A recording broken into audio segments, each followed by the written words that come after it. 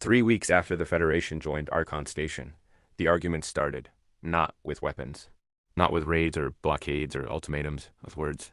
Specifically, with the question of whose words would become law for 12,000 people across 52 settlements spanning 200 miles of coastline. The Constitutional Convention was coordinator's promise and your condition.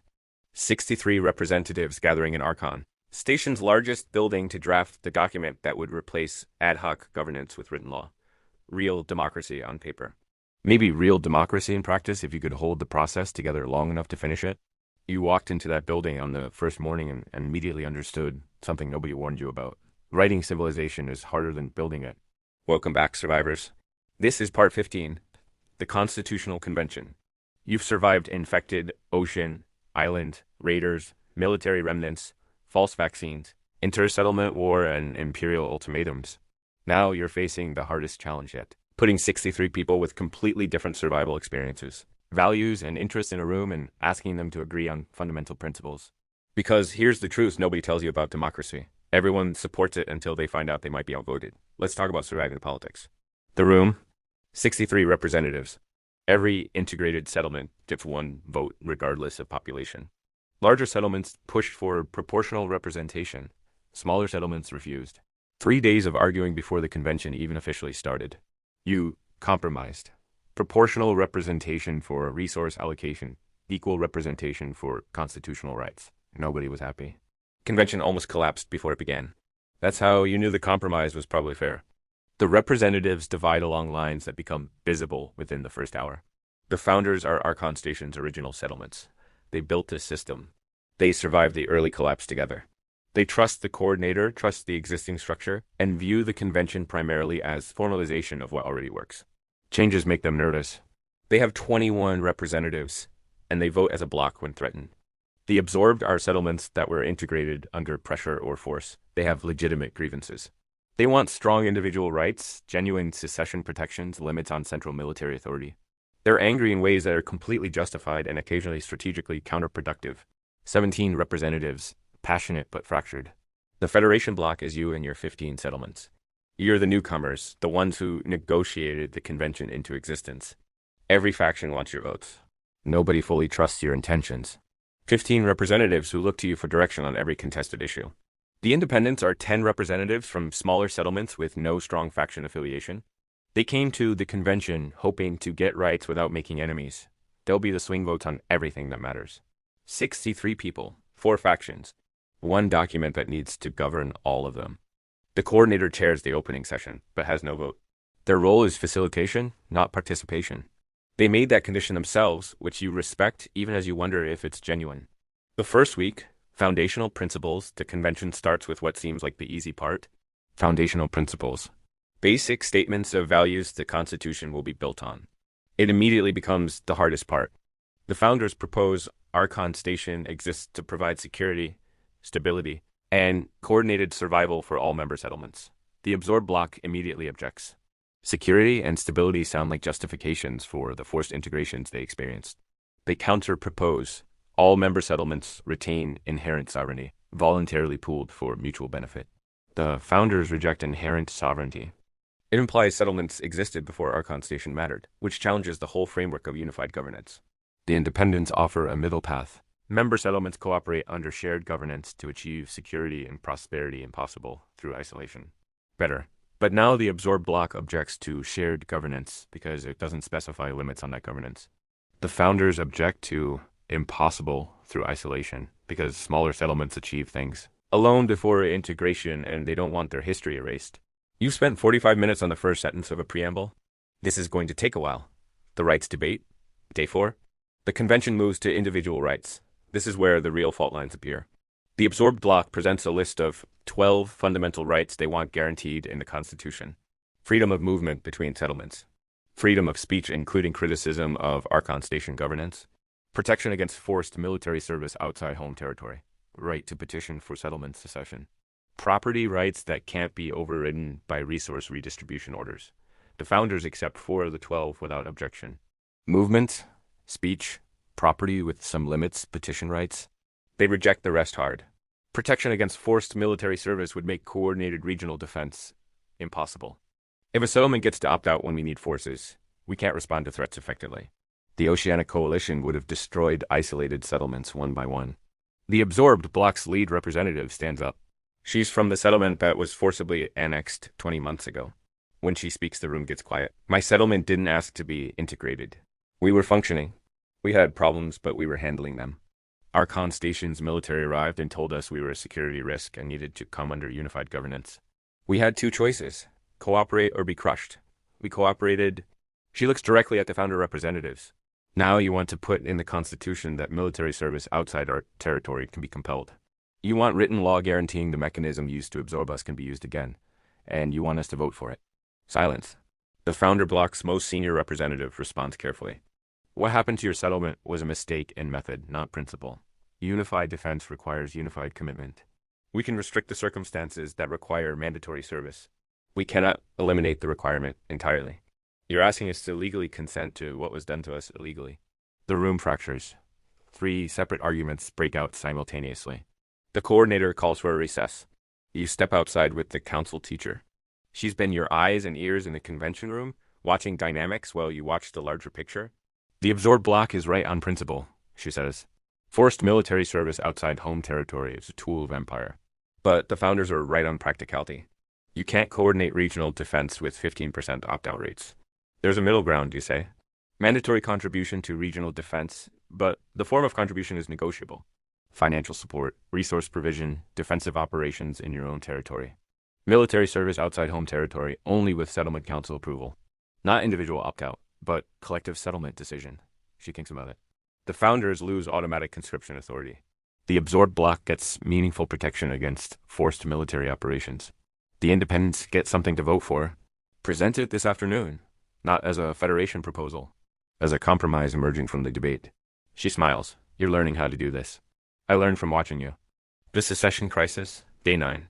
The convention hits its first genuine crisis.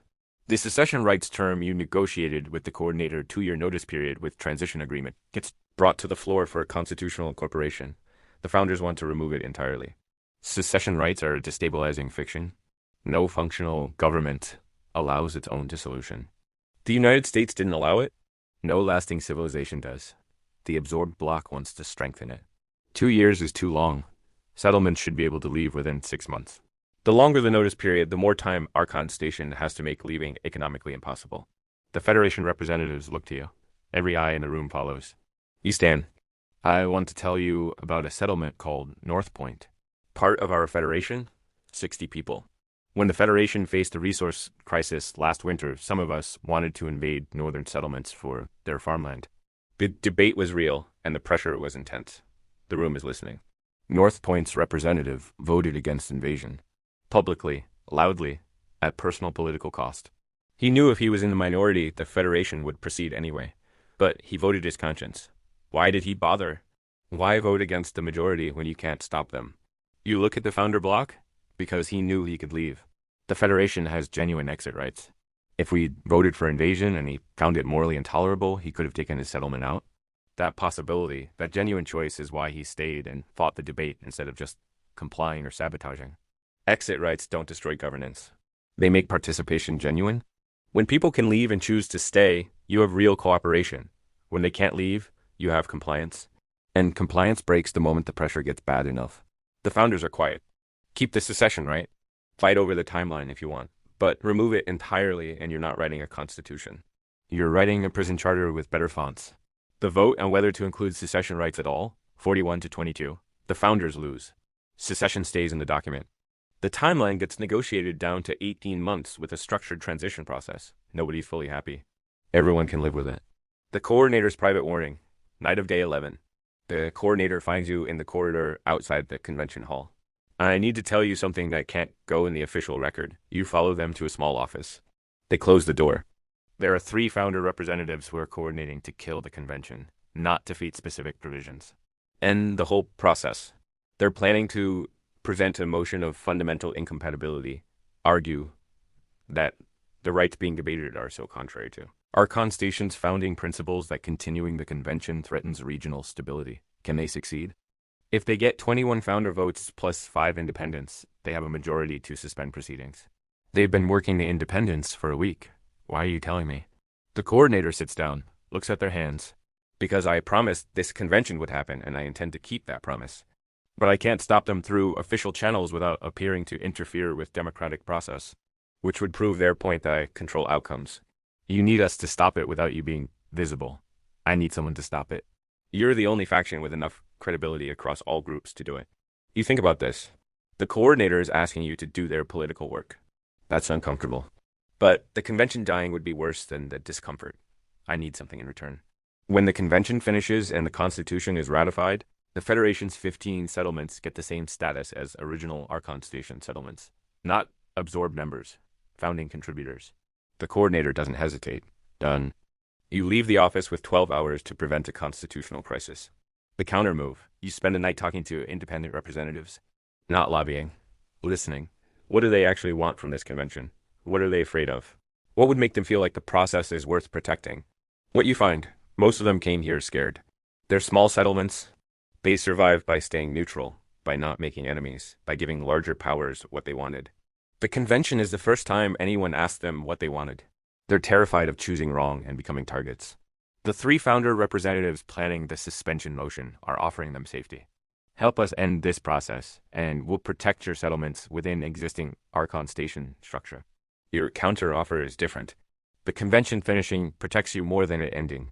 A written constitution with your rights enumerated is worth more than a verbal promise from settlements that have always had more power than you. Right now, you have informal protections that last as long as you're useful to larger factions. After this convention, you have legal rights that exist regardless of who's in power. One independent representative from a settlement of 40 people asks quietly, what if the Constitution gets written and then just ignored? Then you have legal standing to challenge violations? Right now, you have nothing. A piece of paper is less than you deserve and more than you currently have. You talk to 9 independent representatives through the night. By dawn, you've secured 6 commitments to oppose the suspension motion if it comes to the floor. The 3 founder representatives present their motion on day 12. It fails 38 to 25. The convention continues. The military authority debate, day 15. The convention reaches the question everyone's been circling since day 1. Who controls the military? Under the current Archon Station structure, the coordinator commands military forces with executive council approval. Fast, efficient. Also the mechanism used for 5 forced annexations. The absorbed bloc wants military authority distributed. Each settlement controls its own defense forces. Regional operations require 2/3 convention vote. The coordinator has no unilateral military authority whatsoever. The founders want minimal changes. Military effectiveness requires unified command. Committee-based warfare gets people killed.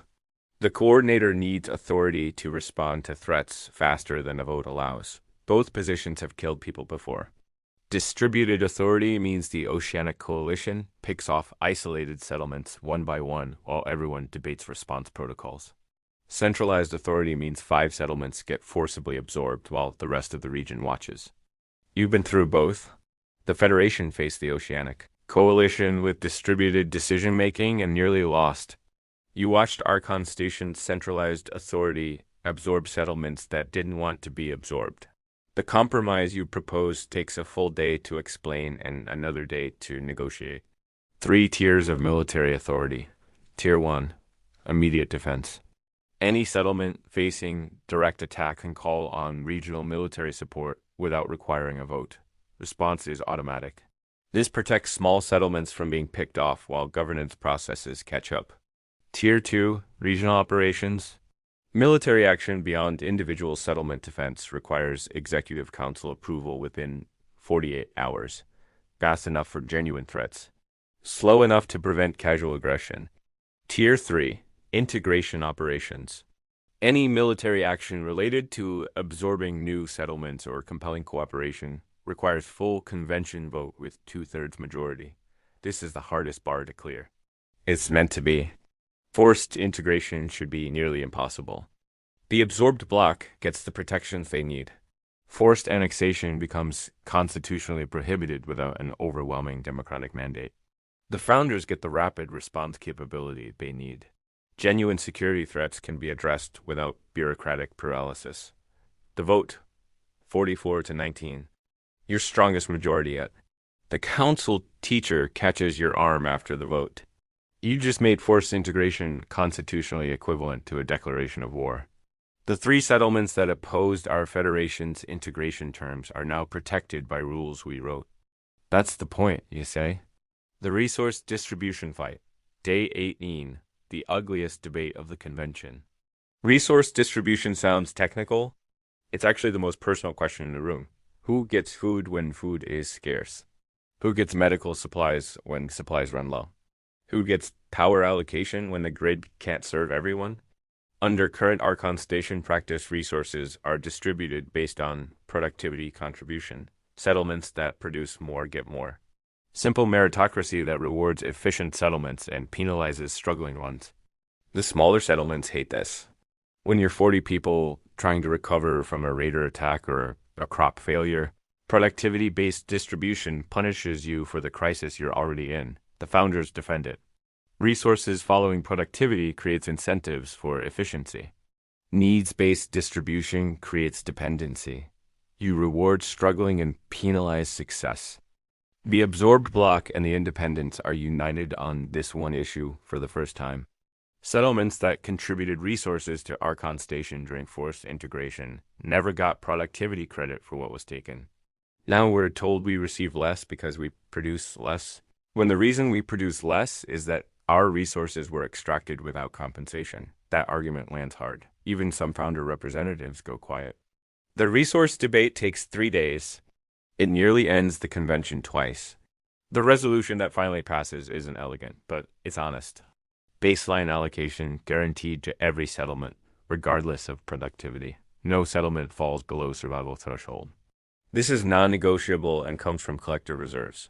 Productivity bonuses above baseline for settlements that exceed contribution targets. Efficiency is still rewarded. But the floor is solid. Historical debt acknowledgement. Settlements that experienced involuntary resource extraction during integration are granted a 5-year adjustment period with enhanced baseline allocation. It's not reparations exactly. It's accounting. The vote is 36 to 27. Your narrowest margin. But it passes. The unexpected challenge. Day 21. 4 days from the scheduled ratification vote. The convention is in sight of finishing. Then a boat arrives at Archon Station's harbor, carrying 7 people you don't recognize. Representatives from 3 settlements nobody at the convention knew existed. Remote. Off-grid. Hidden deliberately since the outbreak began. They've been watching everything through a network of informants and salvaged radio equipment. They want to participate in the Constitutional Convention. The convention hall erupts. The founders argue process. The convention composition was established. Adding new participants 2 days before ratification destabilizes everything we've negotiated. The absorbed bloc argues principle. We built a constitution on the right of all settlements to participate in their own governance. These settlements exist. They're people. Excluding them because we didn't know about them violates everything we've been writing. The independents are split. You listen to the 7 visitors speak, they're cautious. Careful, they've survived by staying hidden, by trusting no one. Coming forward now is the biggest risk they've taken since the outbreak. Their lead representative is direct. We don't want to derail your process. We want one thing included in this constitution. Something nobody in this room thought to write because you've all been fighting about power and resources. What, you ask? The right to remain unaffiliated. The right of settlements to exist outside Archon Station without being treated as security threats or integration targets. Not everyone wants to participate in regional governance. Some people survive by staying separate and want to keep surviving that way. The room is very quiet. The coordinator speaks for the first time in 3 days. That's the clause that makes everything else possible. Any person or settlement can look at this constitution and know that Archon Station isn't mandatory. Cooperation is chosen, not compelled. It also undermines mandatory integration entirely, a founder representative says. Good, says the absorbed bloc's lead representative. The vote to add an affiliation clause guaranteeing the right of settlements to exist outside Archon Station without penalty or military pressure. 48 to 15. The 7 hidden settlement representatives are given observer status for the ratification vote, not voting members. but present, acknowledged, counted. One of them tells you privately afterward, "We've been hiding for 2 years." This is the first time I believe civilization might actually come back. The ratification vote, day 23. The final document is read aloud in full. Takes 2 hours. 63 representatives listening to 22 pages of constitutional text. That took 3 weeks and nearly collapsed 4 times. The preamble they finally agreed on, after 7 drafts. We, the member settlements of this region, established this constitution to secure the rights of all people under our governance, to enable cooperation that no settlement can achieve alone, and to build a civilization worthy of the lives lost in its making. Not perfect, but honest. The vote is taken by a secret ballot. The coordinator insisted on secrecy to prevent faction pressure on individual representatives. You sit in the hall and wait. It takes 40 minutes to count 63 ballots. The result, 51 in favor, 12 opposed. The Constitutional Convention passes. What the document contains: written law for the first time in the post-outbreak world. In this region, for these 12,000 people, civilization has a foundation document, individual rights enumerated. Movement, speech, property, petition, protection from forced military service outside home territory without settlement council approval, settlement rights protected, secession with 80-month notice, non-affiliation without penalty, participation in governance proportional to population for resources, equal for rights, military authority tiered, automatic response for direct attacks, fast-track approval for regional operations, supermajority requirement for integration operations, resource distribution guaranteed, baseline allocation floor, productivity bonuses above baseline, historical debt acknowledgement, independent judiciary established, review authority over integration protocols and settlement disputes, appointed by convention vote, not by the coordinator. Constitutional convention scheduled every 5 years. The document can be amended. Nothing is permanent. Everything can be revisited as circumstances change. 12 opposed. You find out later who voted against? 9 are founder representatives who wanted fewer restrictions on central authority. You expected that. 2 are absorbed bloc representatives who wanted stronger secession terms and voted no as a statement rather than a practical position. You respect that even while disagreeing. 1 is the council teacher. You find her afterward. Why? She's quiet for a moment. Because it's not good enough. It's better than what existed. It's better than what might have existed. But it still contains structures that can drift toward authoritarianism if the wrong people are in charge. The judiciary isn't independent enough. The emergency powers provisions are too broad. The resource distribution accountability mechanisms are weak. So you voted against the best constitution written post-outbreak world because it wasn't perfect. I voted against it because someone needs to stand in the record as saying it's not finished, not bad, not wrong, not finished. She meets your eyes. In 5 years when the convention reconvenes, that vote is why I'll be the most credible voice for the amendments that need to happen. You need someone saying it wasn't good enough. That person needs to have said so from the beginning. You stand there for a moment, then you nod. You planned this. I had been planning it since day 3 when I realized we'd get something good but not great. Someone needs to be the conscience of the document, not just the conscience of the process. This is why you appointed her conscience officer. This is exactly why. The celebration. That evening, Archon Station holds the first public celebration you've seen since the outbreak. Bonfires on the beach. Food from collective stores. Music from instruments salvaged or handmade over 2 years of survival. 12,000 people knowing that tonight something changed. Not everything. Not enough, but something real. You stand at the edge of the gathering and watch. The council engineer is deep in conversation with Archon Station infrastructure specialists about power grid expansion. Already planning, already building. The Security Council member is talking to the Reclamation Force Commander about how the new military authority tiers change regional defense coordination, already adapting. Representatives from the absorbed bloc are sitting with founder. Representatives for the first time without the convention table between them. Not friends yet. Maybe not ever. But present in the same space voluntarily. The 7 representatives from the hidden settlements are watching the celebration from a distance. Not joining. Not ready for that yet. But watching. learning, deciding. The coordinator finds you. How do you feel? They ask, tired, you say honestly, and like this is just the beginning. It is. The Constitution is words. Making it real takes everything that comes next. The judiciary needs to function. The resource distribution needs to be honored. The secession rights need to survive the first time someone actually tries to use them. You think someone will test it quickly? I think the first time a settlement invokes secession rights, there will be enormous pressure to find a reason why this particular case is an exception. That's when we find out if the document means anything. What do you do when that happens? The coordinator looks at the celebration, at the bonfires and the music and the people who survived impossible things and built something from the wreckage. I honor the document, even if it costs me politically. That's the job. They say it simply, without drama.